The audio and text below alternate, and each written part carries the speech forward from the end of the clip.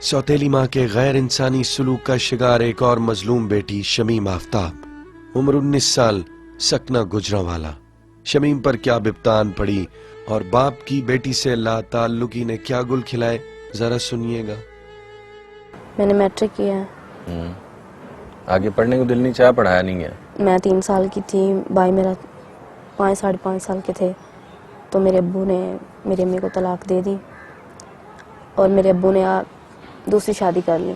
घरेलू परेशानी है, वो जो टेंशन है, वो सौतेली माँ ने, स्टेप मदर ने, वो अब्बू को भड़काना कि इसे पढ़ाए नहीं, इसकी बस शादी कर दें, बस ये काफ़ी बड़ी होगी, इसकी शादी हो जानी चाहिए, इसे पढ़ा के क्या करेंगे, कि वो बस अपने सर में से उतारना चाहती थी कि इस घर में ना रहे, इस घर में सिर्फ मेरी बेटी रहे। वो सौतेली माँ की ताने, जो सारी बातें वो भी आके सहती। हमें बाप ने पैसे की कमी नहीं आने दी, किसी चीज़ की कमी नहीं आने दी, लेकिन हमारे बाप ने हमें तवज्जो नहीं इतनी दी, अपना वो प्यार नहीं दिया जो एक माँ देती है।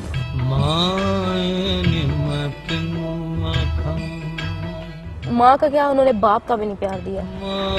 नहीं, कभी उन्होंने ख्याल नहीं किया कि कभी ख्याल, घर में आते थे हमें पता नहीं चलता था हमारा बाप कब आया और कब गया। शिकवा करती थी आप कभी उनसे? नहीं। क्यों? बेटी हैं आप। बस इतना टाइम नहीं वो देते थे कि मैं उनसे शिकवा कर सकूं।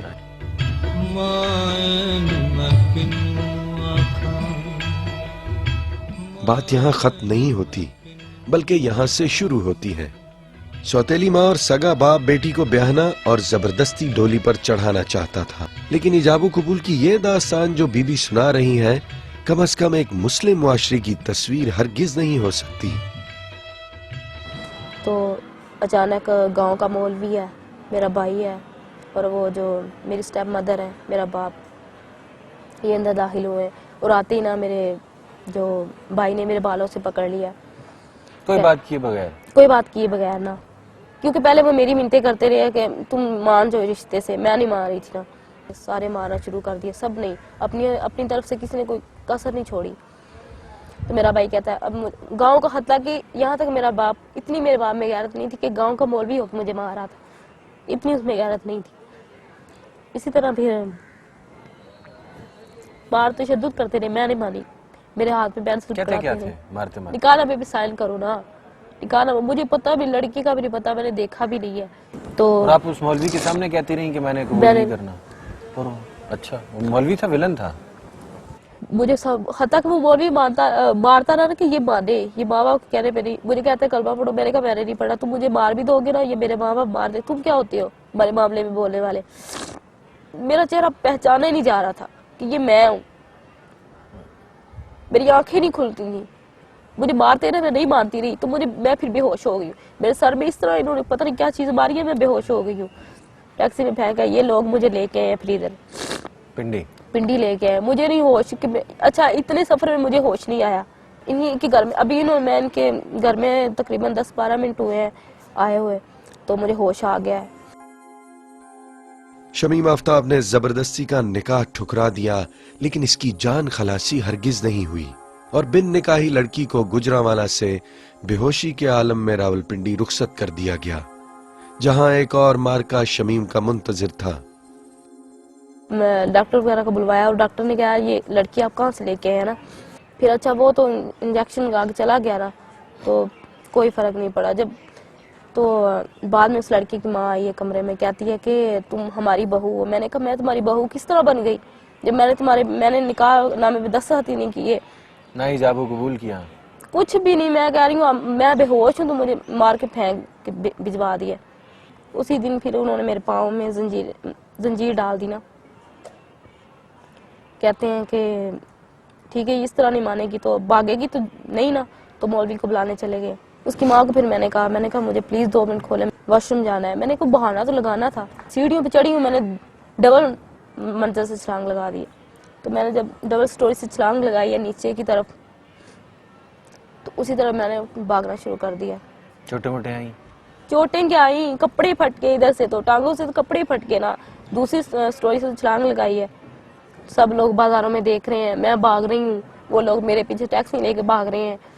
मैं फिर आबादी की तरफ चली गई हूँ, वो सड़क की तरफ चले गए हैं। एक घर में गई, आगे तीसरे घर में, वो अल्लाह ताला के फजलो करम से वो पुलिस वाले थे। अच्छा। वो पठान ही थे اور وہ پورا محلہ ہے جو نا پورا ایریا جو پولیس والوں کا تھا میری حال لگی. پھر اس کو بات بتاتے بتاتے میں گر پڑی ہوں, میں بے ہوش ہو گئی ہوں کیونکہ ادھر سے بھی چوٹیں لگی, ادھر سے بھی بھاگی, چھلانگ لگائی. اسی دن میں نے کہا میں اپنا ظلم سب کو بتاؤں گی کہ جو میرے ساتھ ظلم ہوا, جو ان لوگوں نے میرے سے ظلم کیا ہے.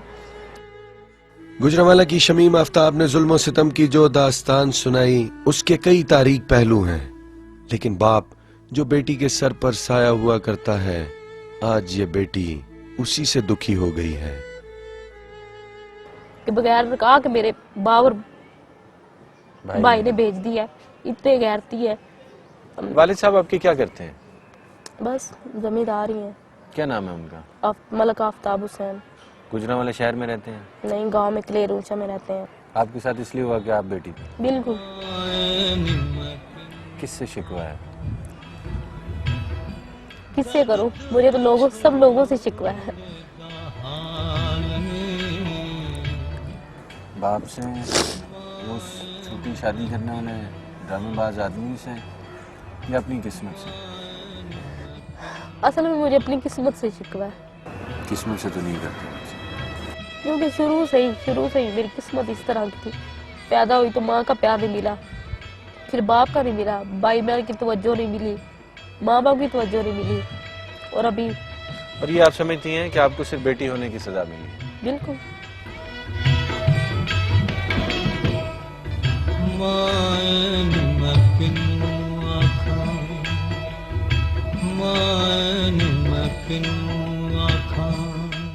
دور جاہلیت میں بیٹیوں کو زندہ دفنا دیا جاتا تھا. قبول اسلام کے بعد ایک نو مسلم عرب نے اقرار کیا کہ ایک بار وہ اپنی بیٹی کو زندہ دبانے کے لیے کھڈا تیار کر رہا تھا کہ اس دوران اس کے کپڑوں کو مٹی لگ گئی. بیٹی نے باپ کے میلے کپڑے دیکھے تو اپنے ننھے ہاتھوں سے اس کے کپڑوں کو جھاڑنے لگی.